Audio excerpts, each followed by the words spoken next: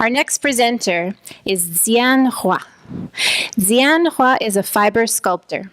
Her work has been exhibited throughout the province, Canada, as well as internationally.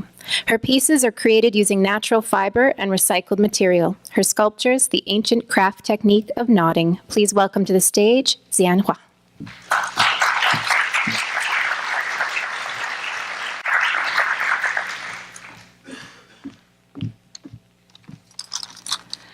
Good evening, everybody. After I completed my degree in fine art, I focused mainly on sculpture. My challenge was to create three-dimensional work with the use of fiber, and this is when I first got the idea of using crochet in sculpture. So I bought a couple of hooks, a spool of yarn, so it was cheaper than renting a studio space. And I explored that way, and those are the first sculpture I made 30 years ago in 1983.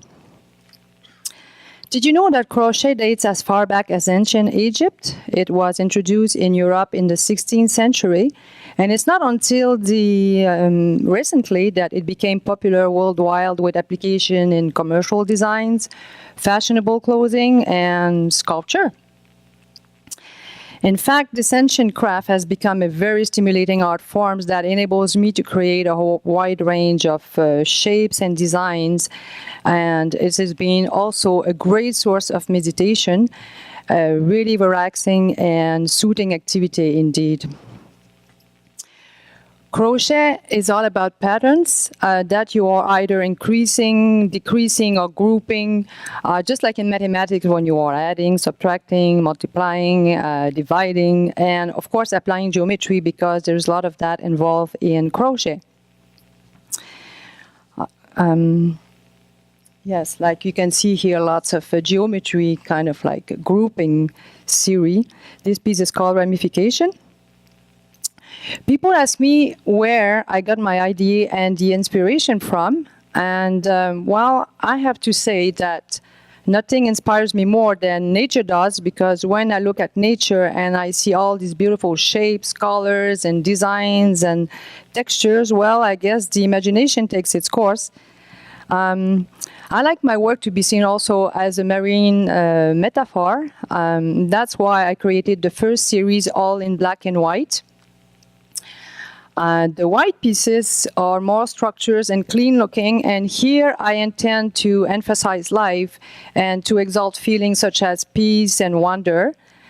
And the black pieces, on the other hand, are a little bit more drastic. They are woven with recycled material. In this case, this is commercial fishing nets, and they are woven to give a rock kind of effect. It is meant to symbolize depth and sea extension, and it addresses my concerns about the fate of our oceans. This piece is called Curtain of Death, and it is another reference to the destructive methods used in commercial fishing. You probably know about these long dragging nets. Those are the ones that are destroying most of our oceans these days. This is another piece for coral reef. Tropical coral reefs border the shores of 109 countries, and significant degradation has occurred in 93 of these countries. And did you know that 90% of marine species are dependent on those coral reefs? This piece I created while I was anticipating the birth of my child, and it has evolved into a series of tubes attached together tightly to form a narrow channel, which reminded me of the birth canal, so I call it Passage. This is Icarus. I don't know if you are familiar with this mythological character. He flew too close to the sun and his wings melted, which caused him to fall in the great sea. Well, here he is, all woven out of willow branches. Neptune's Years is another reference to mythology, because when I'm choosing my title, I try to be as close as possible to the theme I'm working on, but I also like to give the viewer the opportunity to create their own interpretation. More recently, I have also introduced color into my work. I guess I also, I'm adding color, and I'm also working with recycled material mostly. That's my contribution to clean out the environment a little bit. By adding color, I am aiming to highlight the beauty of the sea, and it's my way to express my fascination for this amazing world we're living in.